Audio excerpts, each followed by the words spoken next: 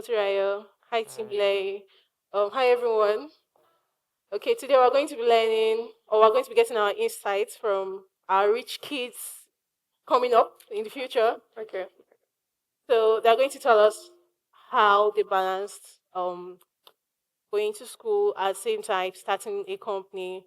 To be very honest, I wanted to start a company, but I was so scared of doing that because I didn't know how to balance both school and company. So I would like you to tell me about your campus experience, or please share it and share how you guys can hear me. Ah, sorry. Let me project. Okay, so I'd like you to share your campus experience. You went to Futa while she went to Unilag. So they're going to share how they started their company while they were still students. And Tim Lane, please. All right. Hi everyone. My name is Zubar Abib Timilein. I'm the founder of Bitoshi. I studied Bitoshi. Brief introduction to Bitoshi. Bitoshi is a cryptocurrency exchange that helps users buy, sell cryptocurrencies easily. Uh, so I attended Federal University of Technology Akure, studied computer science, and first of all, every course in Futa is 5 years. So that was a lot at the beginning. And when I just got into uni, my main focus was to come out with a good grade. So in 100 level, I did just that. I studied, read, wrote exams, and I had a pretty good grade. My parents were happy. So when we went on the break, semester break, I was at home and I wasn't doing much, to be honest. I was always on the internet and I didn't have enough money to buy data at the time, and data was quite expensive.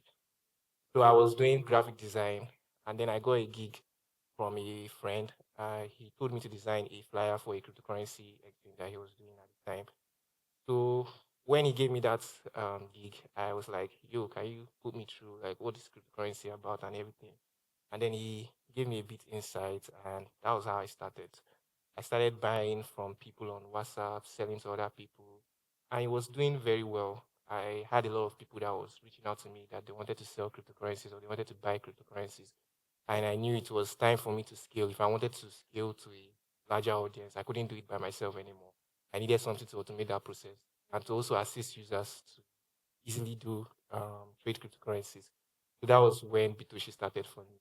So uh, that was how I. Question is how I started Yes, Bitoshi. Yeah, so that was how life was. that's very nice. Yeah. Well done. Thank you. How about you, Motirayo? Okay, good afternoon, everyone. I think from Abib's story, I can see that there's a lot of cool things that happen during breaks and during strikes. That's why I'm always praying for strikes. And I know some of you agree with me. So me, I've never been really much of a student. From my 100 level, I started working.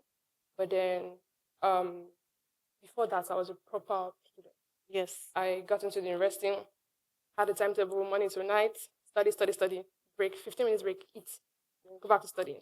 Then 15 minutes break at night, maybe watch a movie, just one episode, and then go back to studying. Then the strike happened, and then I still kept on studying, and it felt like there was no end to it. I wanted to just study for the exam to pass, and that was not coming around. So I figured I would do some other stuff in my life. So then I started programming. From there, I learned about hardware development. Okay, sorry, my name is Moturayo. I'm a hardware developer. So that was when I learned about hardware development. And then I started an internship.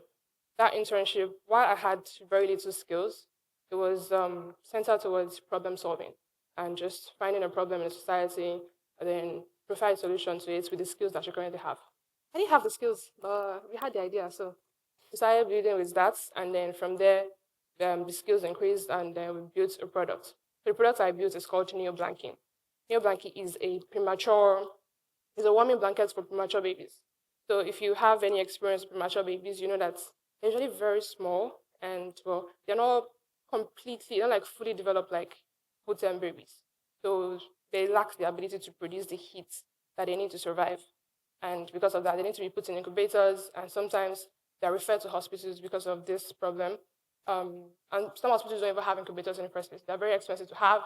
And if you're a parent and you have a mature child, to put your child in the incubator is also very expensive. So we figured we would make a more affordable version of that and can and a product that can also be used for transportation. So that was how Neo Blanky came into life. And well, I've been doing more of projects than being a student. Some of my lecturers cannot even recognize me. I can't even recognize some of my lecturers.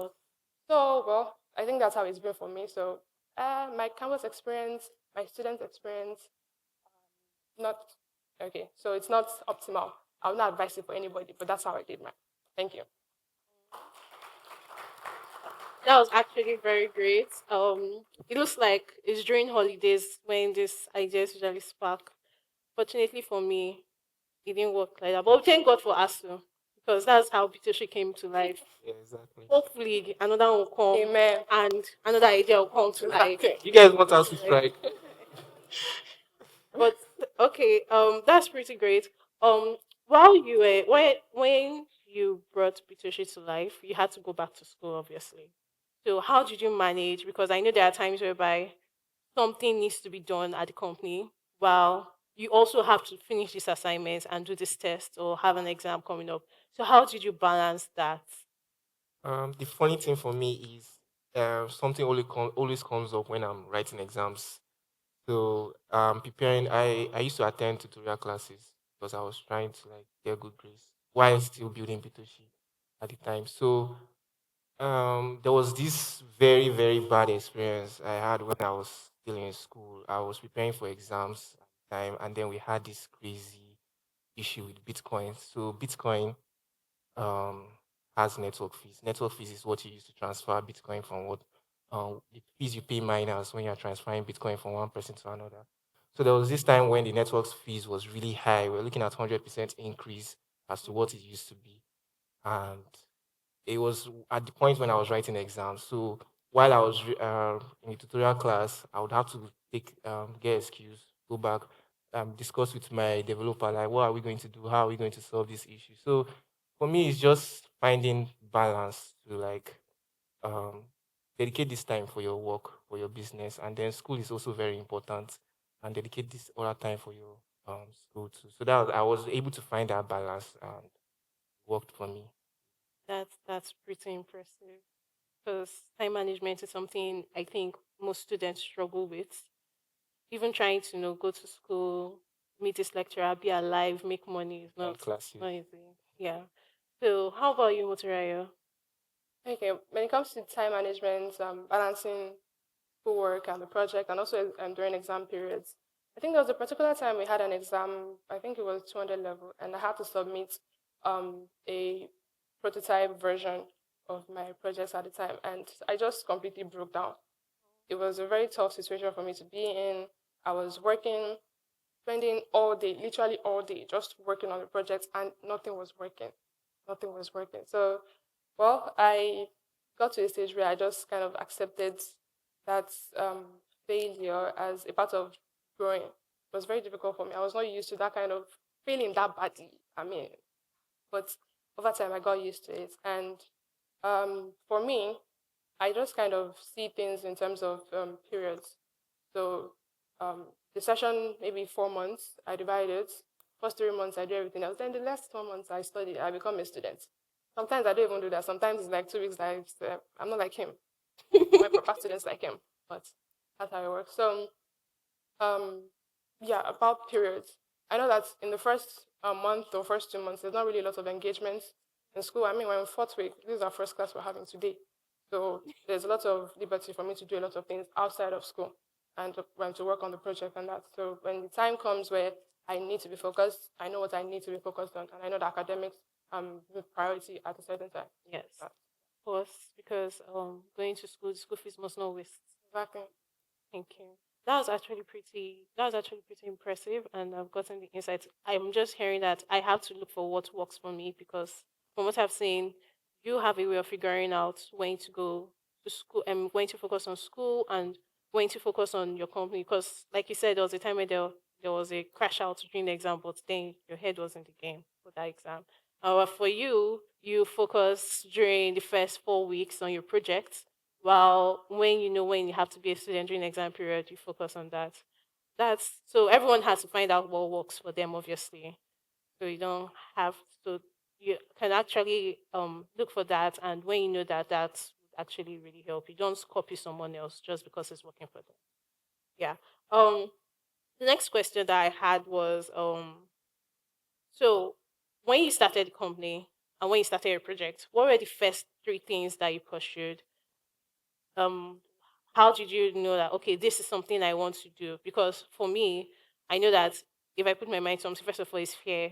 That I'll just like, are you sure you want to do this?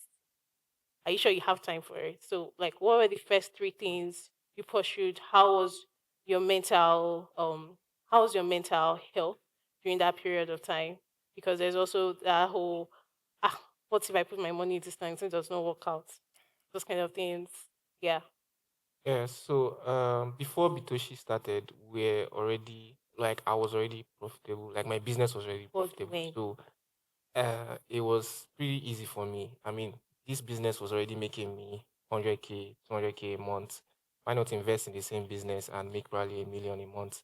So that was my whole ideology. I remember reading a tweet that was around that line. Like, if you are doing something and it's making you a lot of money already, why not invest in that same thing, make 10x it, or instead of trying to like invest in other assets or things like this. So for me, that was what I like had in my head, and that was what I focused on. And so back to the questions, what I pursued, I just wanted to build a team basically that would help me build a product that could scale. And so that was what I was looking for at the time. So just getting the right people to build a team. How did you find them? Um so funny enough, the one of the first people that were on Bitoshi uh we're all students. We're all students. My developer was my course mate in uni. Our creative director was also a student of FUTA, and also our marketing chief of marketing, or chief noisemaker, was a student of Unilag. So yeah, at the time I I think I was looking for people that could relate very well, like relate very well with. So that was what I was looking for. Because when I started, the first developer I met was not a student. He was already big and all that. The first bill he gave me was very big. And funny enough, he didn't deliver on the project. He got, we were supposed to have bitoshi.com. He bought the domain. That time I was still very new to everything. So I didn't even get the domain myself. He got the domain for me. And up to now, that's why I don't have bitoshi.com. And then we had to switch to bitoshi.africa. So looking for the right people. And I would permit me to say this, God played a role in all of this. So uh, God can easily direct you when you pray to him and all that stuff. So he directed me to the right people at the time, and that was very pivotal for us. That was very impressive. So look around yourselves. The next person that would actually also build Bitoshi like him could be around you too. So I think that's why they emphasize on networking Yeah, a lot, mostly as you're a student. networking. It would really help. How about you? What were the first three things you pursued? Okay, so the first three things. At the time that I started, it was really more about the technology, not really about the problem. Oh, So that was the first thing I needed to change. I just felt I was doing it because, I'm an engineering student. I have the skills. I should be able to do something with it, right? I want to build, I want to connect wire. So um, then I realized I did not have the skills to connect that wire. So the first thing I needed to do was to upskill, oh, try to develop a lot of skills because it's a hardware project and it's very electrically intensive. So I needed to build my skills around that. Then the second thing was getting feedback. So we identified a problem. Like I said before, we're just focused on more of the technology. yeah. So we visited the Lagos Investigation Hospital and we spoke to some doctors, we spoke to some professors, and we told them about what we were trying to solve, the problem. Is it actually a problem? I know we've seen all the data on the internet, but is this a problem you are facing? Is it local? Is it African? Is it Nigerian? And yes, they had a lot to say about it, and we realized that it was a very important problem that we needed to solve.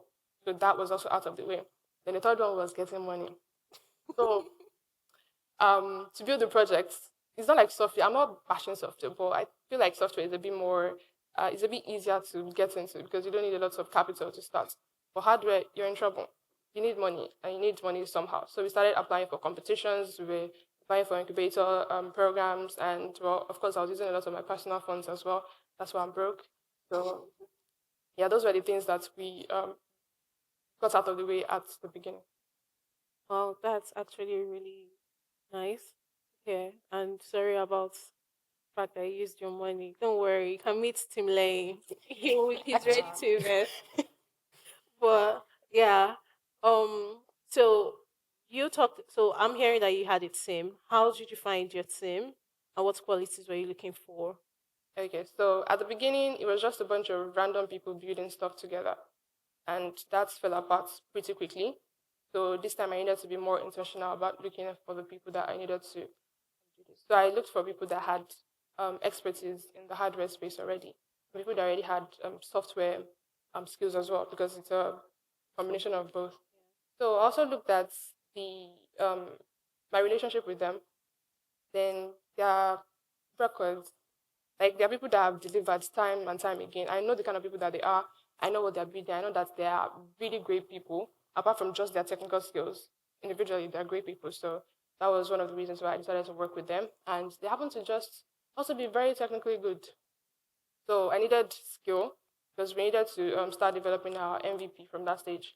And I needed people that were not learning. I mean, they could learn as they go, but they need to have some base skills already. So those are the things that I looked at That's with the current team. that's pretty good. So you actually, it's actually good that you actually have a good team that also building this to Yeah, they're the best. fix problem. Okay.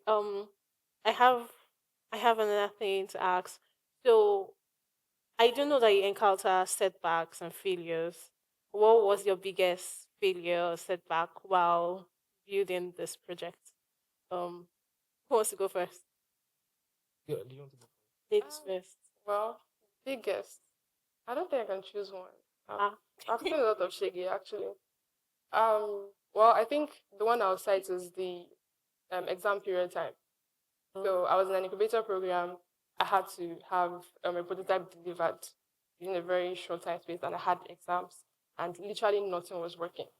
I just that day I spent all day soldering. I designed the circuits. I had placed the circuits on the board, and then I was just hand soldering, and that was my first time really soldering a full project, and nothing was working. It was so frustrating. I went to the cafeteria to grab a bite, and I don't know when I just broke down. I just started crying in public, and gosh. So my mental health was in shambles at that time, as you can already tell. So well, then I went back to the project, and when I cry like that, I usually make some drastic decisions. I just figured I can't keep going this way. First, then secondly, I think this is how it's meant to be. I mean, this is my first time doing something like this. I was expecting way too much of myself at the beginning. So I just tried to be easier on myself, just give myself space to fail and to fail forward. Because when you fail, you learn something new and you can use that to fail even better. So, that's actually very relatable.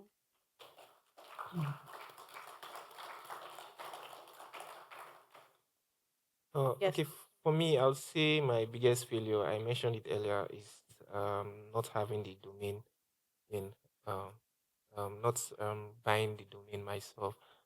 So that's, and I'll just use this opportunity to advise other people that are trying to like start a business. At the early stage, try and get all everything you need by yourself. So if you can, if it's a domain you need to get, try and register it yourself. If it's hosting and all that, try and register it yourself, so that you don't like lose those kind of important details to your business. So that's just one big failure for us. The domain. That's I'm so sorry about that. But yeah, so I think everyone here has their own failure, and from what she said, it's very, very important that you learn from it. You should know when to stop. You don't have to push yourself as much as possible, even while you're a student. Hers was during the exam time. She knows. Sorry, I but still passed the exam though. So. exactly. So at least there was one win. Yes. So was it any? Because now, like, I know it was hard for you. From what you've said, it was hard for you to balance both school and project. and you have to pick one. Was there any time both of you ever considered dropping out? You know, it's a thing right now. They tell you to drop out, go and start tech. When you're ready, you come back to school. School is not going anywhere. But at the same time, was there any time you guys like consider dropping out from school? Uh, should I go first? Yes. Okay, so for me, dropping out was not even an option. Ah, I mean, if you have African parents, you will understand why. Actually, It was not an option for me at all. So I already had that at the back of my mind. So it's either I make it work or it doesn't work at all. I so, never considered it. what advice do you have for people that are Uh, considering it? I mean, it's uh, I I'm not going to say don't drop out because it has worked for a lot of people. Just do what works for you. I mean, whiskey dropped out, yeah. doing well for him. Okay. Okay. How about you? For me, well, going to the university studying engineering was kind of like a dream for me, and I had to fight a lot to be able to get to that stage. So it was not something I was really considering. I did consider taking a break though, like deferring for a semester or two, because I felt like having that kind of time, similar to having a strike, give me some time to clear my head, get some um projects out of the way or some preparations, and then come back. It's an extra year, but I don't really mind. In fact, still now I'm still open to the idea. If it ever comes, I don't really mind. But what keeps you going since you never went with it? What keeps me going? Well, I want to have engineer at the back of my name. That's really it. Oh wow. All right then. That's a very good advice. So you guys should find out what works for you. Don't just drop out because they're saying that it's going to work out. Or you, like she said, you could take a break from school if it gets too much. So that I think that's actually pretty good. If it gets too much for you not to know how to balance it, you could take a break from school. School is not going anywhere. You can still come back. So yeah. Um if you could go back to day one when you started Bitoshi, when you started your project, what would you do differently? I know you want to make billions obviously. So what would you do that will make that billions today? I would have started early. Uh, so I wasted a lot of time trying to figure out if I wanted to actually do it or not. Because I wish I started early actually. I was doing the business myself for almost a year or so. So I was always like, I don't need to build a software. I don't need to do all that work. Why do I need to go through all that stress and like try to build an actual company? So that was one thing I would have changed. I would have started early. Right. How about you? Okay, for me, I would say I would have done it all alone. So at the beginning, um, it felt like, because I was trying to develop these skills, I was using the project as a way for me to gain more skills. I was thinking I had to do every technical part of it myself, so I can have more experience and things like that. But it just kept pulling me back. That's time that the exam period happened. I decided that I would invite more people to the team to get it sorted, and that was what worked eventually. So this time, if I had to go back, just gather a bunch of people, even if they're not very skilled yet, we can all learn together. At that stage, I was also learning, just yay small. So yeah, just don't build alone. Get some people that have a similar vision or a similar thing that they want to be into. That's good. So thankfully now you have this. Exactly, I do now. Okay, now back to funding because money is very important as a student. How did you get funded? You already said your company was already profitable and it was easy for you to switch, but then for you to scale, you also have to get funding. How did that work for Uh, so we didn't get any funding at all. Basically, we're bootstrapping. So everything was coming out of the business revenue. So whatever we're making, we're just putting it back into the business. That was how we're able to build the product and scale up to this level. you? That's Well, we're looking for funding. I was going I to mean, if ask you you have to $1 million in your bank that you don't need for now, I'm not using anymore. Thanks. how about you? Okay, yeah, for me too, it was kind of the same situation. At the beginning, I had to use a lot of my personal funds, and that was really what pushed me to getting a job in the first place.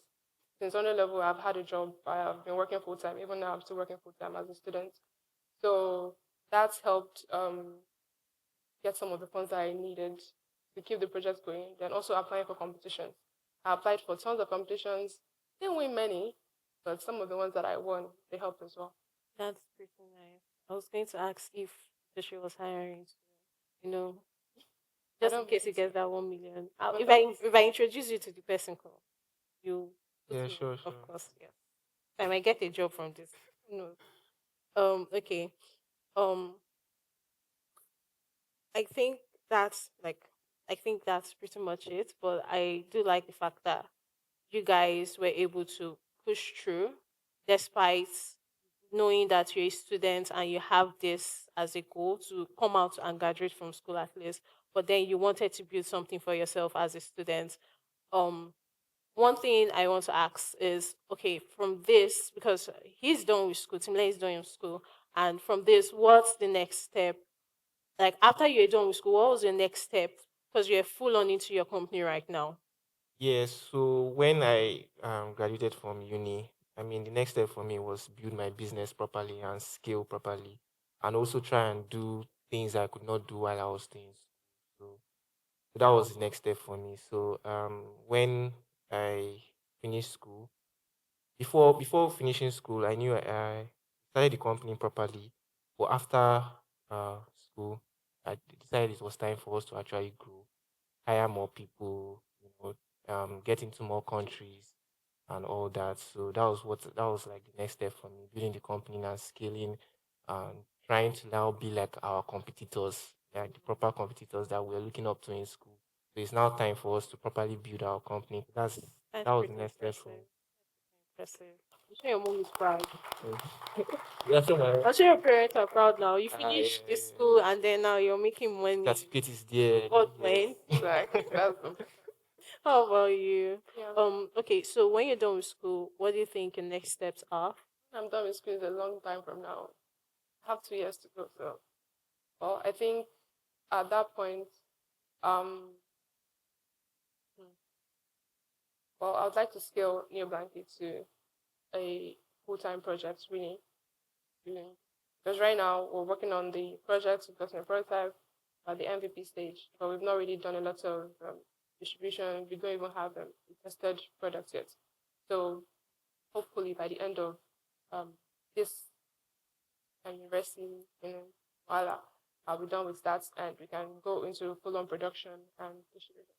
That's pretty nice. Okay. Before I go into the audience, one last question for you guys. Um, So I do know companies do have people do have a plan for the year whenever they are building projects or they are building product that okay, this is our KPI, this is what our plan is for the year for this company. Do you guys have that? And when you have that, if you do not reach your goal, what happens? Do you foresee not reaching your goal? How do you make up for it next year? So yeah, it's something we recently adopted, having OKRs and stuff. So when we don't meet the goals for the OKR, sometimes if it's very important, we try to like achieve those goals, put them back in, and try and make sure we are actually hit that goal this time around. But yeah, there are other times when I mean you might have a goal last year and now it's no longer a goal for you. It's not something you're looking at anymore. So I think for me, it's just be open minded, be ready to pivot when necessary. So when something is not working right, just try something else. I'm someone that is very open minded. So if something does not work out, instead of doing it the same way we did it the last time, let's probably try something else. And if it's very important, let's try and make sure that stuff works. That That's it. that makes a lot of sense. That thing must come fast from okay, for you, what campus resources were valuable while you're building your project? Okay, so if you're not a UNILAG student, I feel bad for you. Sorry. In UNILAG, we have these hubs that were established around 5 years. There's been a lot of developments in that area in UNILAG. So some of the hubs, UNILAG Design Studio, Needs Hub, then information technology, they just handle a lot of startup related things for students. They were the ones that already started my patent. So having those kind of opportunities as a UNILAG student, so sorry for the rest of you, it was a bit easier building as a student because they understand your situation and they are working with your own timeline. Sometimes they have strict timelines, but essentially they're still working with your own timeline. And you're able to provide the resources, the upskilling experiences that I needed, and also some of the funding that I needed. They will also connect us with some international bodies that regulate or that are also doing work in the premature space. So it gives a lot of feedback and a lot of just resources for us to use then. So That's UNILAG was very helpful. yeah. So if I'm not a Unilag student, can I come? Well, we can charge you, but you're free to come. Then I'm sure some schools actually not only Unilag, sha, but Please, some please. schools also have their own. I don't know Please, what's please. wrong with Unilag students. Put her right. They have their own now. Oh, yeah, like I mean, we probably did, but I'm not aware. You have said yes. Well, all right. We'll be taking questions from the audience. Does anyone have any question for them? Hello, everyone. Oh, sorry, this is quite loud. First of all, let's give our speakers on the AJ a round of applause because they had an idea, brought it to life, and they're carving a path for themselves, which is really, really commendable. Okay, so two questions I have. I think you guys touched on the first one about funding, but more specifically about going for the programs and incubation programs and things that you said. What kind of things did you pitch, or how did you go about it to secure the ones that you've won? And what has your experience been with managing funding and getting funding in the first place? Because it's been not easy. And the second question is marketing. It's quite hard. It's quite hard. And you might have value and you know that your startup or something is worth something. But to communicate that to people is really hard. So I don't know if you have any big answers to that. Also, I'm Valentine, by the way, just question putting out there. Sorry, I didn't get your name. Your name? Oh, I'm Valentine. Oh, Valentine. Okay. I think What's the first question what was do you for want with the money? Monterio. One thing. this one with the money, please. Okay, sorry. Marketing sorry. question Yes. goes to him. But I think the first question was about getting funding. Yes. Okay, so we have a list of okay. First of all, I'll say that I think that as a student, there's a lot of opportunities that are open to us, and the doors close once you graduate. It has another opinion about that, but I've seen that there are a lot of students founder centered initiatives lately, and we're able to tap into those ones. There's a lot of innovation challenges that you can apply for, and well, we just scout for those ones, and then whichever ones fits the scope of what we're building, we apply to them, and then we go for it. And also incubation programs. There are some within the University of Lagos, and the ones outside. So we try to reach out to them and apply, and if we get in, then we start building from there. And sometimes they provide funding opportunities. Some other times it's the connections or the other resources that you get, and they help. Okay, you marketing, sir. Yes, so for marketing, when I started, when I decided to like start the company in Bitoshi, I was basically speaking about the product to everyone on my contact list. Like download the app, download the app, download the app. They probably got tired of me at some point, but yeah, just for the beginning stage, if you don't have a lot of funds to do marketing, you don't have $50,000 to spend on marketing every month. Just word of mouth, speak to people about your products, make them understand it, put them through. I would put you through the every step from signing up till making your first trade. That's how I was back then. So when I text you that download the app and do this, I'll make sure I guide you through all the steps. You make your first trade. So and that really worked for my product. And in fact, before we even started spending money on marketing, it was word of mouth that really took the product to the next level. So people were just telling other people about this product, and that's how we started getting users and traction. That makes sense. Okay. So, from what she said, look for programs that align with you, what you're building. And from what he said, talk to people about your products. So right now, as you're here, at least talk to those two people beside you and tell them about your products. Then they can share it. Yes. Someone here raised their hands. You. Yes. Hi, my name is Teslim. Did you at any point when you started out building your company or your product have things like imposter syndrome or things like you're doing too much for your level or for your age or something like that? So that's just, and how did you handle it? I like Thank you. that question. I was saying it so. Uh, Yeah. I don't think so because my dreams are very uh big, like very wild, like crazy. I mean, if you in my head right now, you'll probably be lost. So yeah, I didn't have that. I mean, I think what looked like that was basically living a quite comfortable life in school, and not a lot of my peers were having all that because they were all focused on school. So it's not easy, except if you had side hustle or all that. But I was very comfortable in uni. That's something close to that. We can relate, Abby. I cannot. Of course. Ah, One day. One day. How about you? Okay, for me, for the first question, the imposter syndrome, yes, I had a lot of battles within myself.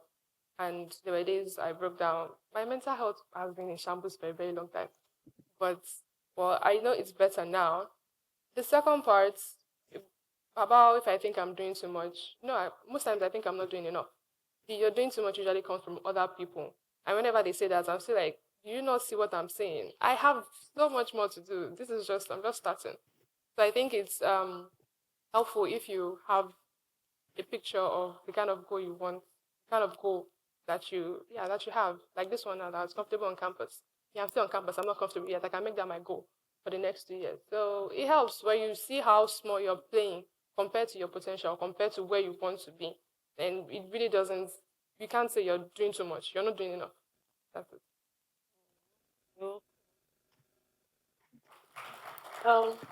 Okay. I think a lady raised her hand. Yes. Hi, I'm Adebukola. So I have two questions and one for both of you. So I want to know more about your hardware. You mentioned something for premature babies. Like I didn't get it very. I want to know more about it. And I want to ask concerning you mentioned the domain that's yeah. supposed to be .com and it's now .af. So I want to ask, like, when it first happened, was there not maybe a way that you could quickly amend it, and before it got to this point, and even at this point, is there not anything you can do to correct that mistake? Okay, yes. So for the product, the name of the product is Neo Blanking. It's a warming blanket for premature babies. So premature babies, when they are born, they're not fully developed. They don't have the body fats that they need to be able to produce heat to keep themselves warm. So this blanket augments that. It's kind of like an incubator, but it's wrapped around the baby instead. And it's portable. You can hold the baby close as a mother, and you can also use it for transportation. So the one of the major problems we identified then was that babies were being referred from smaller hospitals that did not have incubators. So by the time they get to the bigger hospitals like Luth, they've lost a lot of heat and there's not much they can do for them. So we wanted a product that can function as an incubator, but also be used during transportation. So it's kind of like a portable incubator. It's cheaper. It's much cheaper. So an incubator right now, if you want to get the lower end, you're looking at about 5 million for one piece, and ours costs less than $50.